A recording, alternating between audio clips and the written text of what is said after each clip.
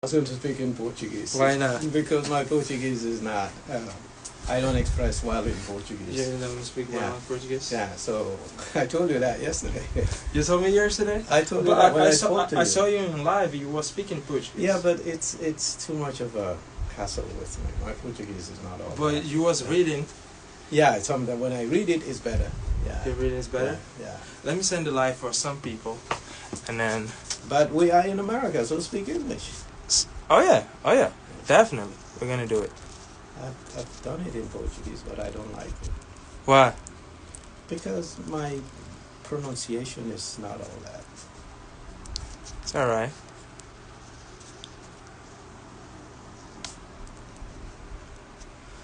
Alright, so basically we're gonna talk about the book that you wrote. Okay. About, one of our leader. For me, this is my, favorite leader for all time. Okay. Amílcar Cabral, and you wrote about this man, So basically, we're gonna have some questions for you about who was Amílcar Cabral, and then before we go moving forward about this book, and then we want to ask you who is a doctor, or no, you're not a doctor, you're a professor, Mendy. Okay. We'd like to know who you are and why you wrote about this book. Okay. Yeah. Yeah. Are we on? Yeah, you're on. Yeah. Oh. Just Okay. Well, we start off with who I am. I am Peter Karibi Mendy. I was born in the Gambia in West Africa. Oh, nice. But both of my parents are from Guinea-Bissau. Guinea-Bissau. Yeah. Okay. So I am Guinean, born in Gambia. Mm-hmm. I am Bissau Guinean. Okay. All right. And so growing up in the Gambia, I was always connected with Guinea-Bissau. So when the war was going on there, I had family members who were also part of the war.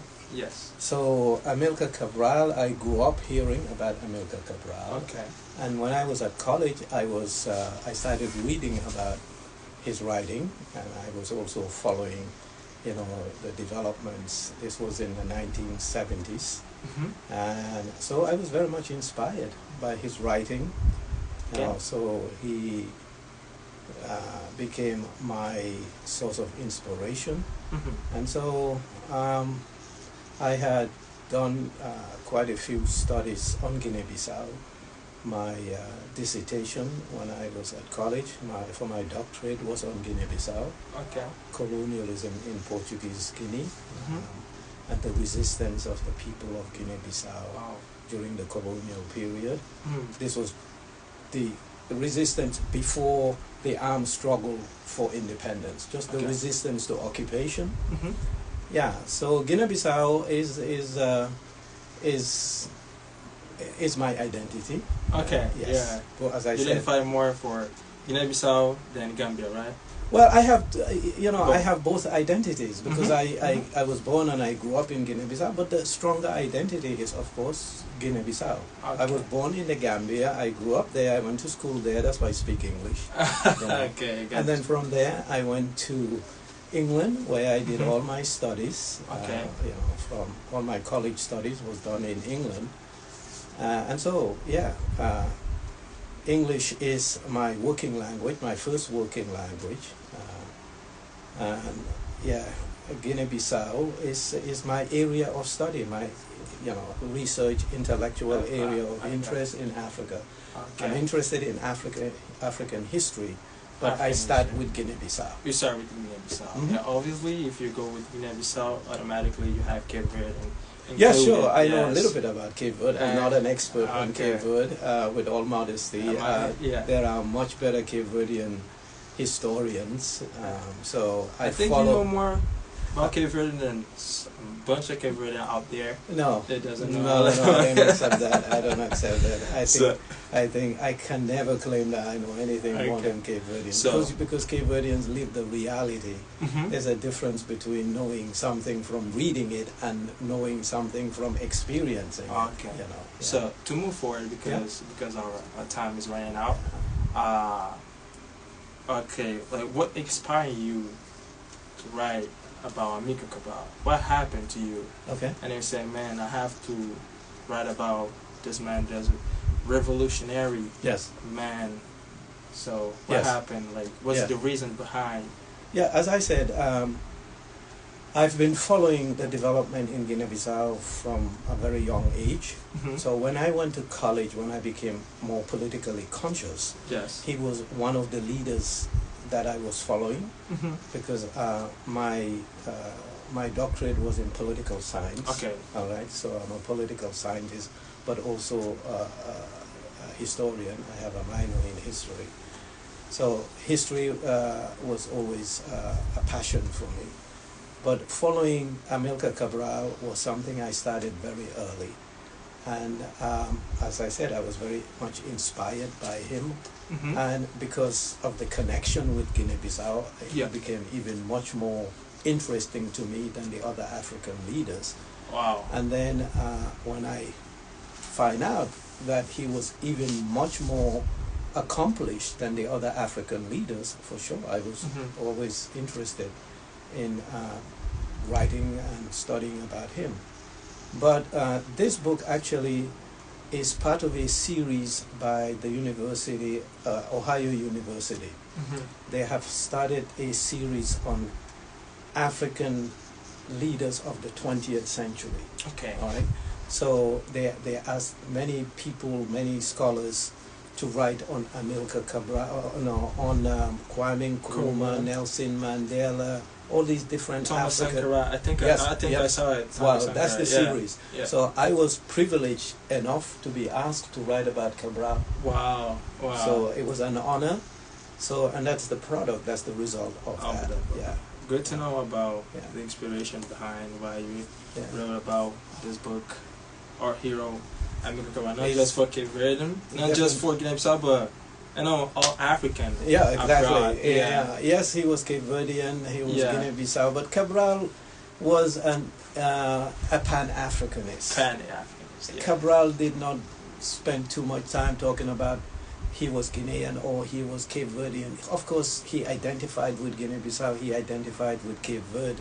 Because to identify, you have to start with something more closer to you. Yeah. So the closest identification for Cabral was obviously Cape Verdean, mm-hmm. Guinean, and then African. So he was a Pan-African because he embraced the whole of Africa. Yeah. He considered himself African, but he was also aware of his Cape Verdean roots and of his Guinea-Bissau origins as well. Yes. So he was African. African, yeah. Yeah. If you ask Cabral, what are you? I think he will emphasize African, but he would also emphasize Cape Verdean, and he would emphasize Guinean because he was also born in Guinea-Bissau. Yeah. So while I was reading the book, mm-hmm. when I was in, I think, a chapter, I think it's chapter 2. Yes. No, 2 or 3. When he went to Portugal. Yes. For education background of Amílcar Cabral is so impressive. So I want you to talk about Amílcar Cabral in Portugal. Well, so what he achieved, Yes. Cabral was very brilliant. He was exceptionally brilliant. When he started high school in St. Vincent, mm-hmm. he came top of his class every time. Wow. And when he went to Portugal, he was also top of his class. He tells the story when he started at the Institute of Agronomy. He was in Portugal. This is the technical university. He was the only black student there. Only the black student? The only black student. Lisbon, right? The city was Lisbon. Lisbon, that's the capital. Yeah, mm-hmm. And he was at the technical university there. So when he enrolled there, he was the only black student in his class, but he would come top of his class. So he was a very brilliant guy. He was exceptionally brilliant. Wow. Yeah, but while he was in Portugal, he was very serious with his studies, but he also got involved in the politics, in the student politics. Mm-hmm. So he at the time it was this dictatorship in Portugal called the Estado Novo. Estado Novo. Yes. Yeah. Which was a dictatorship that came to power in 1926. And it ended the democracy in Portugal, and Portugal became a dictatorship. And it was a very brutal dictatorship, and it was resisted by the Portuguese people, especially the students. They demonstrated, and Cabral he joined those students. He was part of the demonstration, the resistance against the dictatorship. Yeah. So he started his political activities in Portugal, really. And he also joined together with the Africans. They had a place for African students called Casa de Imperio, the Imperio, which is the house of the empire, where the students from the Portuguese colonies, they would meet, and Cabral was part of the students that would meet there, and they would talk politics, they would organize, so that's where he met Agostinho Neto, for example, Antonio Marcelino Santos, Pinto Andrade. I think Amílcar Cabral, since the young age, he has like the leadership inside of him. Yeah, he was a leader.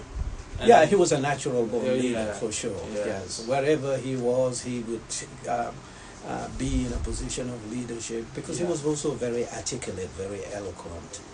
Because he was very smart. Very smart. Yeah. So 2 days ago was Father's Day, right? Father's Day. Okay. Father's Day. Yeah. Right. So. But that's where, not here. No, that's Father's Day. The other place, especially in Cape Verde. Okay. They celebrate like March 19th. Yeah, because here it's not yet Father's Day. Yeah, it's not yet. Okay. Yeah, but in Cape Verde, 2 days ago was the Father's Day. So, who was, Amílcar Cabral father in his life, like Juvenal Cabral? How he was important in Amílcar Cabral life? Well, I talk about it in the book. Yeah. His father, of course, he had a lot of respect for his father, but the person that was most important to Cabral was his mother. Oh, okay. I didn't know. By far, yes. And he himself, he dedicated a poem for his mother. Okay. And if you read the book, it's there. His father was important, and he had a lot of respect for his father, but for him, the mother was much more influential. Okay. Because he spent most time with his mother as well. Yeah, he spent a short time with his father in Santiago, but it was very brief. Most of the time, it was with his mother. When he moved from Praia to Mindelo, he moved with his mother. Where he did his high school. All that time, he was there with his mother. And he appreciated the sacrifice that the mother made for him. Because the mother was working to trying to keep him in school. So I think his father passed away. He was in Portugal, right? Yes, when he was in Portugal, his father passed, and he was very sad. Again, I talk about that. He, according to his wife, he just locked himself in the room, and for a few days he just wouldn't talk to anybody, and he was so sad about it, because he couldn't be there. Yeah, of course he was affected. That was his father. I was in Cape Verde like 3 months ago. You were? Okay. Okay. I went for my marriage. So I went for the Amílcar Cabral Museum that we have in the capital.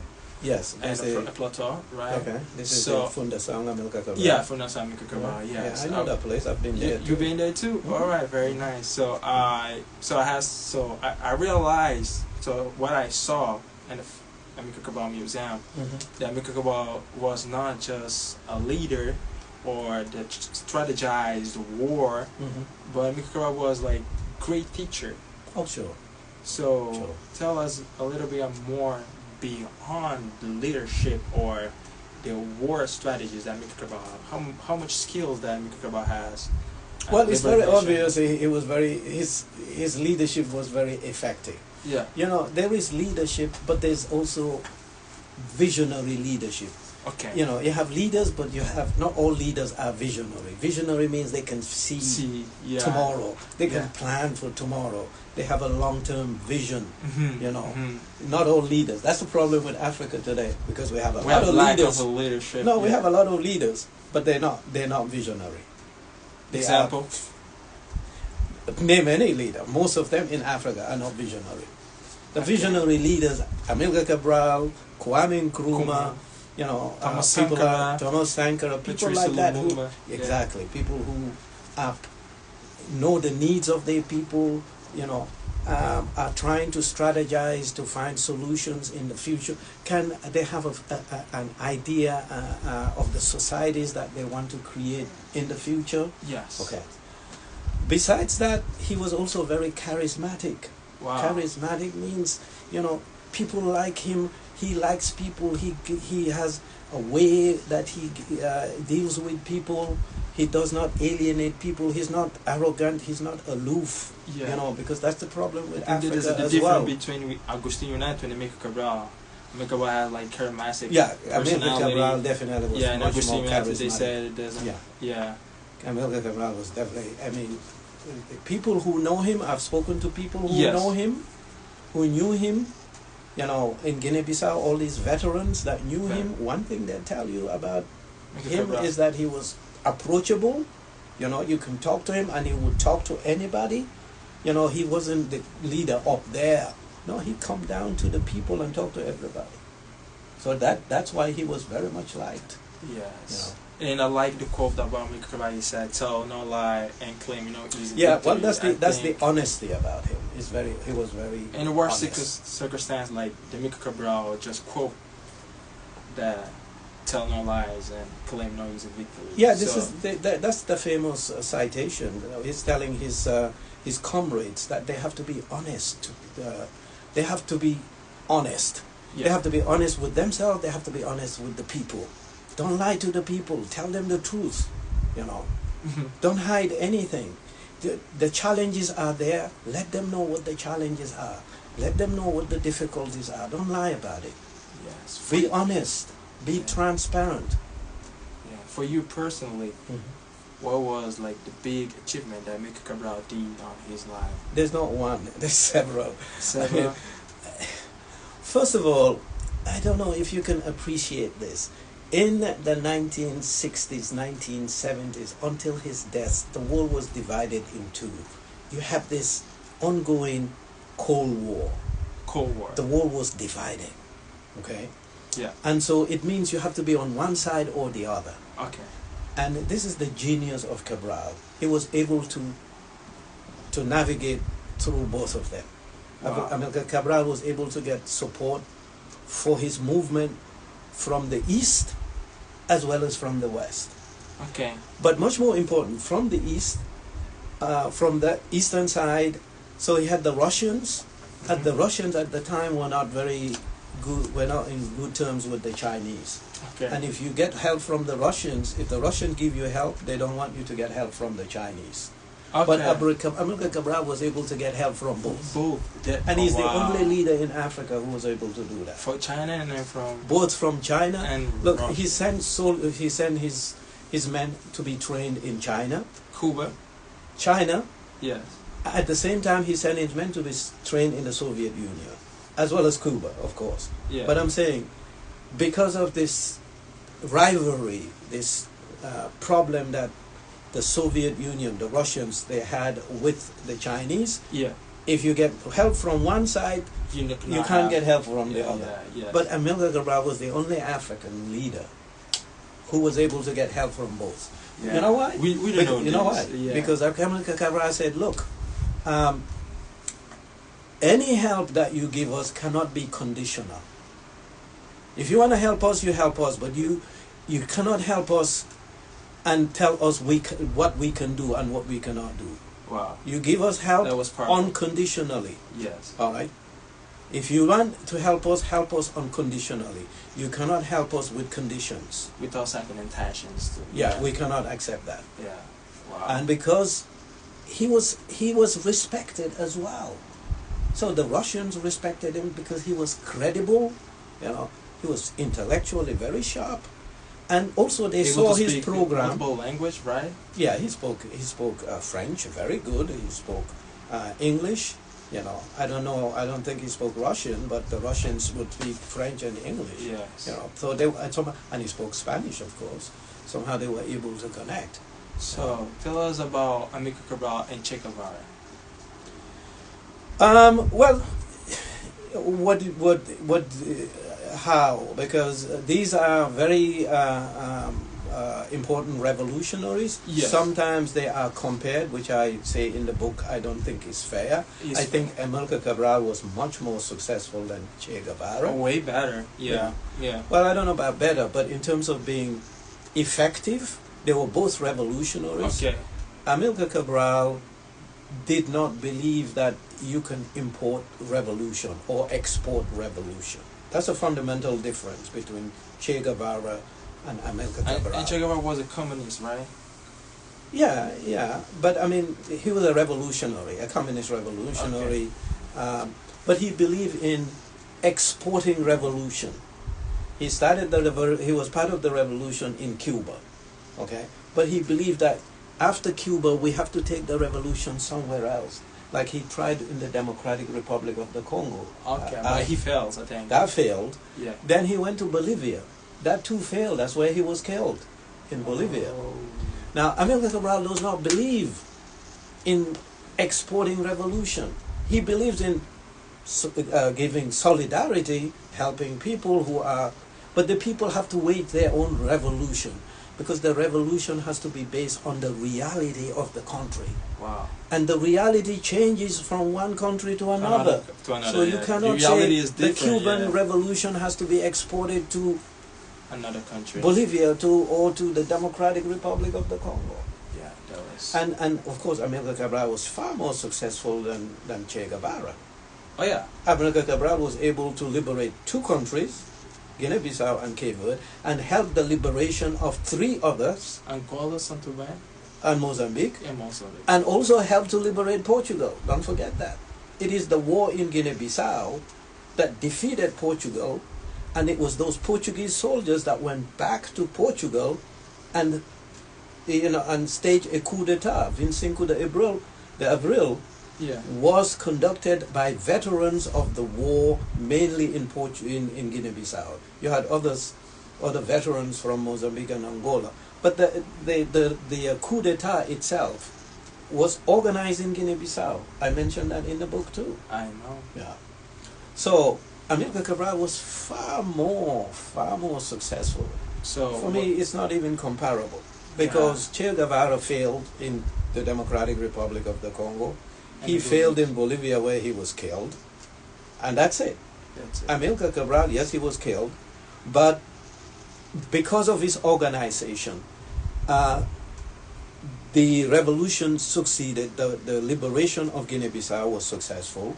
The liberation of Cape Verde was successful, and again, because of his leadership, he was the leader of the war not only in Guinea-Bissau and the struggle in Cape Verde, but also in the Portuguese Empire. So he was the spokesperson. Yeah. So he spoke on behalf of MPLA in Angola, and Frelimo in Mozambique. Yeah. Wow, that's impressive. So the last one before we go, because I think we just have 5 minutes. Yeah, that's fine. That's fine. So, what was the relationship between the Amílcar Cabral and Pope? I heard they said Amílcar Cabral went to Italy to try to convince the Pope, like, the liberation of 2 countries, Cape Verde and Guinea-Bissau, but I don't know what happened. Yeah, well, the Pope is also a politician. Okay. So it was part of the strategy of mobilizing, international support. So meeting with the Pope was a big deal. Why? Because the Pope is the head of the Catholic Church. Yes. And Portugal is a Catholic country. The Portuguese broke diplomatic relationship with the Vatican because of the visit of Amílcar Cabral. I didn't know this. Yes, I mentioned that in the book as well. I thought you read the book. I read the book, but sometimes because they were not happy. And Cabral had to meet with all important leaders, and the Pope was a very important leader. And he told the Pope of the struggle, of the course, and the Pope was sympathetic, and so that was a big coup. But what Pope did? Huh? What Pope did? Well, it's just enough that he met with the Pope. That in itself is a big deal. The Portuguese didn't want him to meet with the Pope. But he did. But he met with the Pope. That in itself is important. That's the success. Meeting with the Pope. So the meeting with the Pope, what brought us, like, what result that we have of the meeting with Pope? What we have as a result? Well, receiving the Pope, being received by the Pope. That's the success. That's a success. Yes. Why that was a success? Because the Pope has now recognized him as an important figure to receive. Okay. I got you. Yes. Yeah. So that in itself was a great success, which the Portuguese didn't want to happen, but it happened. Yeah. So that's the diplomatic, because the war was on at different levels. All right, there was the physical fighting. Okay, but there was the diplomatic struggle as well for recognition. You have to tell the world why you're fighting. So meeting the Pope is telling you, he didn't go to meet the Pope just for the Pope to bless him. He met the Pope and he told the Pope, this is what we are struggling. This is what our fight is about. It's about Portuguese colonialism. We want it to end in our countries. Yes, we want freedom. Yes. Yes, we want freedom. Yeah. And so that itself, it doesn't matter what the Pope did. The Pope couldn't do anything. The Vatican doesn't have an army. But they have money. It doesn't do anything.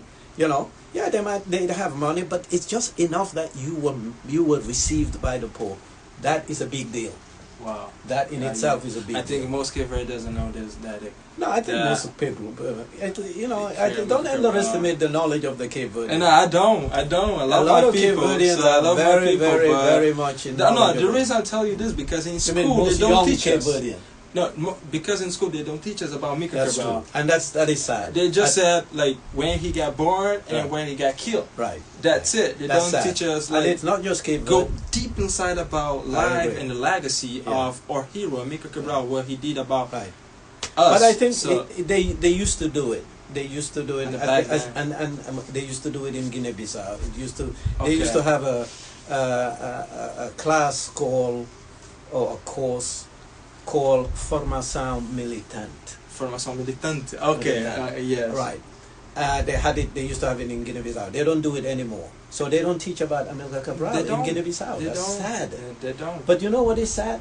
They teach about Amílcar Cabral in South Africa, in Zimbabwe, in Ghana, in many of these countries. Gambia. No, not so much in Gambia. No, not so much in Gambia. But I'm talking about teaching it in the schools, in the universities. They teach it. Yeah. But it's unfortunately in his own country, they don't teach it. Yeah, you know, they don't. That is sad. You know. They don't. And this book actually is now being taught. Is required reading in a number of universities here in America. So we have this book in Portuguese also. Yeah. You know. Yeah. So, because students who are studying, African history, African politics, this book is part of the reading in universities here in the United States. And in Rhode Island College. Rhode Island College, yeah, there's a course here that uses it as well. Wow. Yeah, my colleagues use it. Yeah. Wow. Wow. Yeah. So, Amílcar Cabral is a very important 20th century, not just African leader, world leader. Yeah, leader. BBC and the BBC mention him as the second most important leader in the world, in the history of the world. All time. Yeah, second GOAT. That's a big deal. That's a big deal. So you, as a Cape Verdean, you should be very proud. I'm so proud of Amílcar. You should be very proud of Amílcar Cabral, because he's from this tiny little island nation, and he made waves around the world. Yes, he did. You should feel. That's what I feel. Yeah. I feel as a person of Guinea-Bissau origin, where he was born. I've been to the town Bafata where he was born. I've been to the house where he was born in Bafata. His grave is over there, right? Yeah, it's in Bissau. In Bissau. In Bissau. I thought he was one of Not in Bafata. He was killed in Guinea-Conakry next door. Yeah. But you should feel proud. I feel proud of coming from a country, originating from a country where this great leader was born. Oh yeah. And for you, being Cape Verdean, you should be even prouder. Yeah. I think we should read more and learn more about Amílcar Cabral, Yeah, I think they should be taught in the schools. I don't understand. They don't teach this. I don't they don't understand teach why. this man in the school. I don't know. And that's sad. That is very sad. Yeah. Here, you cannot go through the school system without learning about George Washington. Lincoln, you know, Abraham Lincoln. Yeah. You know, these are the founding fathers, the great heroes of the United States. Yeah. And we have our heroes as well. We have Amílcar Cabral, we have Kwame Nkrumah, Thomas Sankara, Nelson Mandela, all these people. Yeah. And they learn about them in their countries. Yeah. And they learn about Cabral as well. But in Cabral's countries of Guinea-Bissau and Cape Verde, unfortunately... And great woman too, like Titina Silla, yes, Lika Bawa. Yeah, these are women. Yeah, they are not celebrated, unfortunately. In Guinea-Bissau recently, one of the great heroes as heroine is a woman called Francisca Pereira. Yes, and she passed away a few weeks ago in Guinea-Bissau. And nobody. She was actually sent by Cabral to study in Russia. And she was a great liberation veteran of the liberation movement, but they are dying one after the other so fast. I think the lack of information about a revolution that we did, I mean they did, but I think we just know about Amílcar Cabral. The other, soldier and there's many of them in Cape Verde. Pedro Pires. We know. I think Pedro Pires. Okay. Yeah. But Pedro Pires, recruited by Amílcar Cabral, sent to Cuba to train, to start the fight in Cape Verde. But unfortunately, Cabral changed his mind because strategically, it would be difficult to wage a war on the islands because they're islands. The Portuguese can easily control it, So in Guinea-Bissau, you have these thick forests, and you can launch a fight from next door. Yeah. So it's easier to wage the fight in Guinea-Bissau than in Cape Verde. Wow. Because in Cape Verde, if they start fighting in Santiago, all the Portuguese have to do, they have to block just surround the island. Yeah. And that's it. No, soldiers would need supplies. So what happens if they run out of bullets? That's the end of the fight. Yeah. So that's the problem. So, Professor Mendy, unfortunately, our time is up. That's fine. We don't have no time to go more forward, so we just wanna. So, quem quer comprar livro desse homem, de Amílcar Cabral, no site na Amazon ou também nos links para não ler, para não falar, para não aprender mais Amílcar Cabral. E ele que escreve aquele livro ali em inglês e que ele é em português traduzido na luta anticapital, que são that's the publishers. The publisher, editor. Yeah. So we just want to say thank you, man.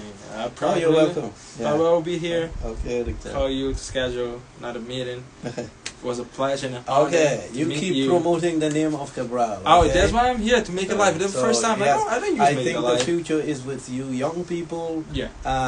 Africa needs Cabralistas. Cabralista, we're here.